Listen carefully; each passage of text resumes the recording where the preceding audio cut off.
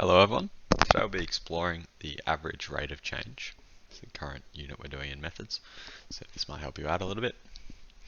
Now, we've seen a few things in average rate of change before.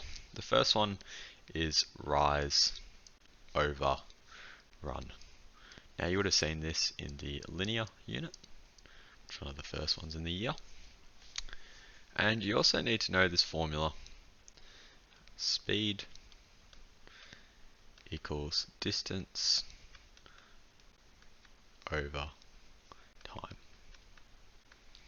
Now let's do an example here. So we draw a graph and we mark this axis as distance and this axis as time. Let's say we have a motorcyclist and his final point, his destination, is up here in the top right.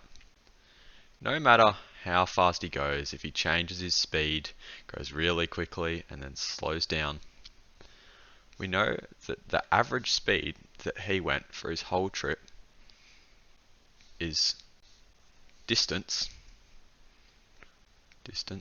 over time, which is this green line that I've drawn through here. So to calculate that, we need to know one of the points, his starting point, and the finish point. And then we can figure out what his average speed was throughout the whole trip.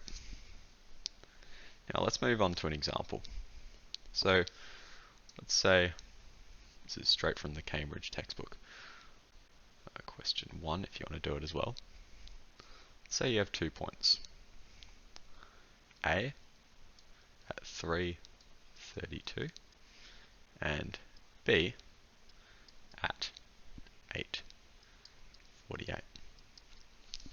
Now to figure out what the average speed is between these 2 points, you need to use rise over run.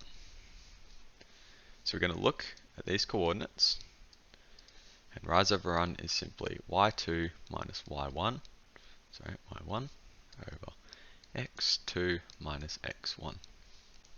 So let's input these coordinates now, and then we can figure out what the gradient is, and therefore his average speed, or the average rate of change.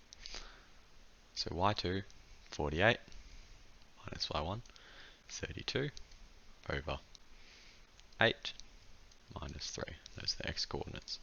So we get 16 on 5 meters per second as his average speed.